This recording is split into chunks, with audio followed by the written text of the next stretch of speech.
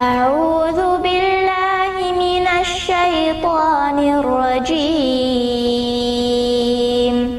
بسم الله الرحمن الرحيم اعوذ باللہ من الشیطان الرجیم بسم اللہ الرحمن الرحیم۔ چھٹی قسم ہے حال۔ وہ اسم ہے جو فاعل کی حیت کو بیان کرے، یعنی یہ ظاہر کرے کہ فاعل سے جب یہ فعل صادر ہوا ہے تو وہ کس صورت میں تھا، کھڑا تھا، بیٹھا تھا، سوار تھا، پیادہ تھا۔ میں آپ لوگوں کو کل کے سبق میں بھی یہ بات بتا رہی تھی نا کہ حال کیا ہوتا ہے کہ جس میں فاعل کی یا تو مفعول کی حیت بتائی جا رہی ہو، یعنی وہ کس حال میں ہے، جیسے کہ کھڑا تھا یا تو بیٹھا تھا یا پھر سوار تھا یا پھر پیدل تھا۔ جیسے کہ جاء زید راکباً، زید آیا اس حال میں کہ وہ سوار تھا، تو یہاں زید کی کیا حالت ہے کہ وہ سوار ہے، تو یہ راکباً جو ہوگا یہ ہو جائے گی زید کی حالت، اس میں راکباً حال ہے، ٹھیک ہے۔ اور زید جو ہے یہ ہو جائے گا ذوالحال، کیونکہ زید کی حالت بتائی جا رہی ہے، جس کی حالت بتائی جاتی ہے وہ ذوالحال ہوتا ہے، اور جو حالت ہوتی ہے اس کو حال بولتے ہیں۔ اب ہے آگے یا مفعول کی حالت، یعنی یا تو فاعل کی حالت بتائی جائے گی یا پھر مفعول کی حالت بتائی جائے گی۔ یا مفعول کی حالت و صورت کو ظاہر کر دے، جیسے جئت زیداً نائماً، آیا میں زید کے پاس ایسے حال میں کہ وہ سو رہا تھا۔ اب یہاں دیکھیں، یہاں پر حالت بتائی جا رہی ہے زید کی، اور زید کس حال میں تھا؟ زید سویا ہوا تھا، اور آپ غور کریں تو پتہ چلے گا کہ زید جو ہے یہ مفعول ہے۔ جئت میں آیا، تو یہاں تو فعل اور فاعل دونوں ہو گیا، جاء فعل تو ضمیر فاعل، اور کس کے پاس آیا تھا؟ زید کے پاس آیا تھا نا، تو زید ہوا مفعول، تو مفعول کی بھی حالت بتائی جا رہی ہے۔ اس سے پتہ چلا کہ حال جو ہے یہ فاعل کی بھی حالت کو بتاتا ہے اور مفعول کی بھی حالت کو بتاتا ہے، جیسا کہ یہاں ہے آیا میں زید کے پاس ایسے حال میں کہ وہ سو رہا تھا۔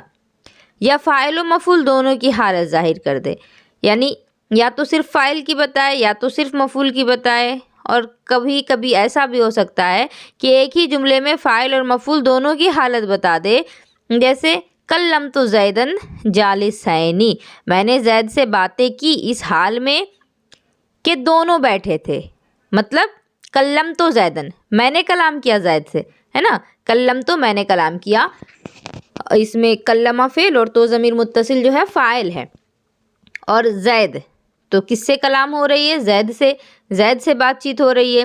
جالسینی یہ تثنیہ کی ضمیر ہے، اس میں تثنیہ کی علامت پائی جا رہی ہے یا نون، اور تثنیہ یہاں مطلب یہ ہے کہ جو بات کرنے والا ہے وہ اور زید یہ دونوں مل گئے تو تثنیہ ہو گئے، مطلب کہنے کا کہ بات جس وقت ہو رہی تھی زید سے تو زید بھی بیٹھا ہوا تھا اور بات کرنے والا بھی بیٹھا ہوا تھا، تو یہاں پر بھی یہ تعریف بالکل فٹ آ رہی ہے کہ حال جو ہے وہ فاعل اور مفعول دونوں کی حالت کو بتانے کے لیے بھی آ جایا کرتا ہے۔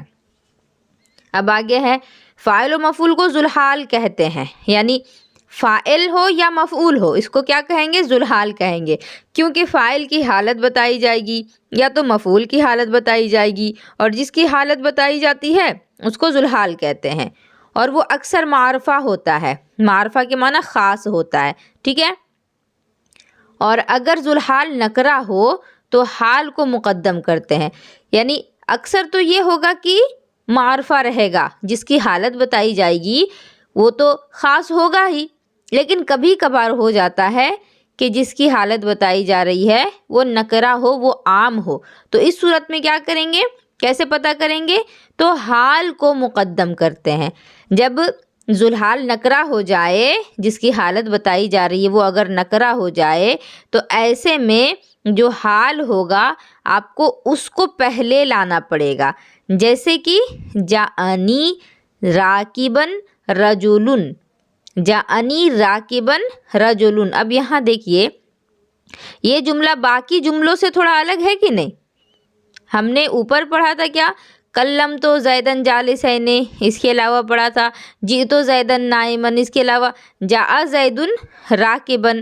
لیکن یہاں دیکھیے جاءنی راکبن رجلن، رجلن راکبن نہیں ہے، یہاں راکبن کو پہلے لایا گیا ہے، راکبن یعنی سوار جو ہے اس کی بات ہو رہی ہے، اور راکبن کیا بتایا گیا کہ حال کو مقدم کر دیتے ہیں، تو یہاں راکبن حال ہے، راکبن کو مقدم کر دیا گیا، اور رجلن کو رجلن ذوالحال ہے، کیونکہ رجلن آدمی ہے نا، آدمی ہی تو آیا ہے۔ کیا ہے اس کا ترجمہ؟ جاءنی میرے پاس آیا آدمی سوار ہو کر، تو جو بھی شخص تھا وہ آیا ہے سوار ہو کر کے، تو جو آنے والا ہے جو انسان ہے وہ تو ذوالحال ہو گیا، اور وہ جس حال میں آیا ہے وہ حالت اس کی حال کہی جائے گی۔ اور کیا بتایا گیا تھا کہ ذوالحال جب نکرہ ہو تو رجلن، رجلن معرفہ تو نہیں ہے، رجلن کے معنی کوئی آدمی، تو کوئی بھی آدمی ہے جب خاص نہیں ہے تو یہ نکرہ ہے، تو اب آپ کا یہاں ذوالحال جو ہے یہ نکرہ ہو گیا۔ ذوالحال نکرہ ہے تو آپ کو پہچان کے لیے حال کو ذوالحال سے پہلے لانا ہوگا، جیسے یہاں رجلن سے پہلے راکبن لا کر کے بتایا گیا۔ بات سمجھ میں آئی؟ اس جملے کا مطلب سمجھ میں آیا کہ اگر ذوالحال نکرہ ہو تو حال کو مقدم کرتے ہیں۔ یہاں دیکھیے راکبن حال ہے، رجلن ذوالحال ہے، اور ذوالحال جو ہے یہ رجلن نکرہ ہے۔ یہاں زید نام تو نہیں نہ دیا، بکر نام نہیں دیا، احمد نام نہیں دیا، رجلن ہے۔ رجل تو کوئی بھی ہو سکتا ہے نا، کوئی بھی انسان ہو سکتا ہے رجلن۔ بات سمجھ میں آ رہی ہے؟ بولیے۔ جی۔ اور جب کوئی بھی آدمی ہو سکتا ہے تو پھر پتہ چل گیا کہ یہ نکرہ ہے، اسی وجہ سے رجل سے پہلے راکبن لایا گیا۔ آگے، اور حال جملہ بھی ہوتا ہے، یعنی حال جو ہے وہ کبھی کبھی پورا جملہ بھی حال بنتا ہے، جیسے کہ جاءنی زیدن وہو راکبن، کہ میرے پاس زید آیا اور وہ سوار تھا، اس میں وہو راکبن یہ پورا جملہ ہو جائے گا حال، جیسے ہوا مبتدا راکبن خبر، مبتدا خبر سے مل کر کے پھر اس کو حال بنائیں گے، ہے نا؟ تو کبھی کبھی پورا جملہ جو ہے اس کی ترکیب نکال کر کے آخر میں حال بنایا جا سکتا ہے۔ پھر ہے لقیت بکرن وہو جالسن، کہ میں ملا بکر سے اور وہ بیٹھا تھا، اس کی بھی ترکیب اسی طرح ہو جائے گی۔ لقی فعل تو ضمیر فاعل، بکرن مفعول، ٹھیک ہے، یہ فعل فاعل مفعول سے مل کر کے بن جائے گا آپ کا ذوالحال۔ وہو جالسن، اور وہ بیٹھا تھا، اور تو اب یہاں ہوا مبتدا اور جالسن خبر، مبتدا خبر ملا کر کے اس کو کیا بنا دیں گے؟ حال بنا دیں گے۔ اور کبھی ذوالحال معنوی ہوتا ہے، جیسے زیدن اکلا جالسن میں ہوا ذوالحال ہے جو اکلا میں مستتر ہے۔ معنوی کا مطلب یہ ہوتا ہے کہ لکھا نہ ہو، لفظی اور معنوی آپ لوگ پڑھی ہیں، لفظی کے معنی ہوتا ہے لفظ میں لکھا ہوا موجود ہو، اور معنوی کا معنی ہوتا ہے کہ لکھا ہوا نہ ہو، اس کا معنی موجود ہو۔ تو اسی لیے کہہ رہے ہیں کبھی کبھی ذوالحال جو ہے وہ پورا جملہ بن جاتا ہے، حال جو ہے وہ پورے جملے کو ملا کر کے حال بن جاتا ہے، اور کبھی کبھی ایسا ہو جاتا ہے کہ جو ذوالحال ہے یعنی جس کی بات ہو رہی ہے وہی نہ ذکر کیا گیا ہو، جس کی بات ہو رہی ہے اسی کو چھپا دیا گیا ہو، جیسے زیدن اکلا جالسن، زید نے کھایا کھڑے ہو کر، مطلب یہاں ہوا ہونا چاہیے تھا کہ زید نے کھایا اس حال میں کہ وہ کھڑا تھا، یہاں ہوا ہونا چاہیے تھا نا۔ آپ لوگ اس سے پہلے جہاں بھی پڑھی دیکھیے وہ ہوا جالسن آ گیا، وہ ہوا راکبن آیا ہے کہ نہیں، لیکن یہاں پر سے ہوا کو غائب کر دیا گیا ہے، تو اسی لیے یہاں پہلے بتایا گیا کہ کبھی کبھی جو ذوالحال ہوگا جس کی حالت بتائی جائے گی، جالسن تو حالت ہے نا، کھڑا ہونا بیٹھنا یہ تو حالت ہے نا، لیکن جو بیٹھا ہوا ہے جو کھڑا ہے اس کو ذوالحال کہتے ہیں، اور یہاں ہوا کو تو ذکر کیا نہیں گیا، زیدن اکلا جالسن یہ جملہ ادھورا لگ رہا ہے، یہاں پر ہوا غائب ہے، تو اسی لیے کہا گیا کہ معنی میں تو ہوا ہوگا لکھا ہوا نہیں ہوگا، جیسے ہوا ذوالحال ہے جو اکلا میں مستتر ہے، اکلا فعل اس میں ہوا کہ ضمیر نکالیں گے کہ نہیں نکالیں گے، اس طرح سے ہم لوگوں نے بہت سی ترکیب کی ہے۔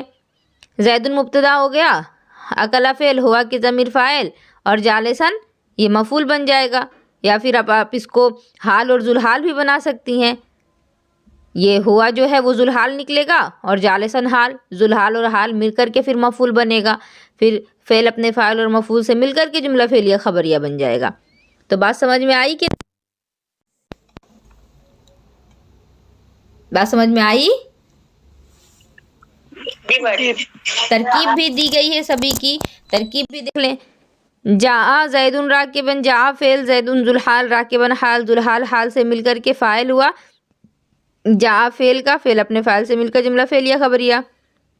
جئت عمرا نائما، میں آیا عمر کے پاس اور وہ سو رہا تھا. تو جاء فعل تو ضمیر فاعل، اسی کو فعل بفاعل کہا جاتا ہے. عمرن ذوالحال، نائمن حال، ذوالحال حال مل کر مفعول بہی، فعل فاعل اور مفعول بہی سے مل کر جملہ فعلیہ خبریہ ہوا. پھر ہے لقیت بکرن وہو جالسن، مطلب جس طرح کی مثال اوپر بیان کی گئی ہے اس سے ملتی جلتی ترکیب بھی بتا دی گئی. تو لقیت فعل بفاعل، بکرن ذوالحال، واو حالیہ، یعنی واو جو یہاں آیا ہے نا، یہ واو مع کے معنی میں نہیں ہوگا. واو مع کے معنی میں کب ہوتا ہے؟ جبکہ مفعول معہ ہوگا.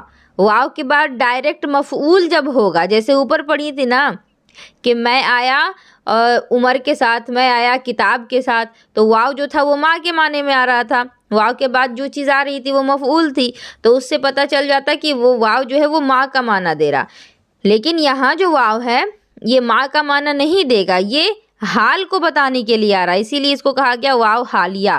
ہوا مبتدا، جالسن خبر، مبتدا خبر مل کر جملہ اسمیہ خبریہ ہو کر کے حال ہوا، حال ذوالحال سے مل کر کے مفعول بہی، فعل اپنے فاعل مفعول بہی سے مل کر جملہ فعلیہ خبریہ ہوا. میں آپ لوگوں کو اوپر ابھی بتائی نا کیا لکھا ہوا تھا کہ حال کبھی کبھی پورا جملہ ہو جاتا ہے، حال پورا جملہ ہوتا ہے. تو یہاں ترکیب دیکھ لیجئے، ہوا جالسن مبتدا خبر جملہ اسمیہ خبریہ ہو کر کے حال ہوا. تو یہ بات بھی کلیئر ہو گئی کہ حال کبھی کبھی پورا جملہ ہوتا ہے. تو یہ جملہ اسمیہ خبریہ ہوا نہ، ہوا جالسن. پھر آگے کیا ہے؟ زید اکل جالسن، یہاں ہوا جو ہے اس کو ذکر نہیں کیا گیا ہے. تو زید مبتدا، اکل فعل، اس میں ضمیر جو ہے ہوا کی وہ ذوالحال ہے. اور اوپر بتایا گیا آپ کو کہ کبھی کبھی ذوالحال جو ہوگا وہ مستتر ہوگا، چھپا ہوا ہوگا، لفظوں میں نہیں ہوگا. تو اکلا میں ہوا کی ضمیر جو ہے وہی ہے ذوالحال، اور جالسن حال، ذوالحال حال سے مل کر کے فاعل ہوا اکلا فعل کا، پھر فعل اپنے فاعل سے مل کر کے جملہ فعلیہ خبریہ ہو کر کے خبر ہوئی مبتدا کی، اور باقی ساری باتیں تو ظاہر ہی ہیں. پھر ہے آگے تمیز، اور یہ بہت دور تک جا رہا ہے کیا؟ چلیے اس کو یہاں تک ہم لوگ کمپلیٹ کر لیتے ہیں، مستثنا تک 4-5 لائن اور ہے نا. تمیز دیکھیے، اب پڑھا دوں آگے یا پھر رہنے دوں؟ مشکل اگر لگ رہا ہے تو رہنے دیتی ہوں، بتائیے. جی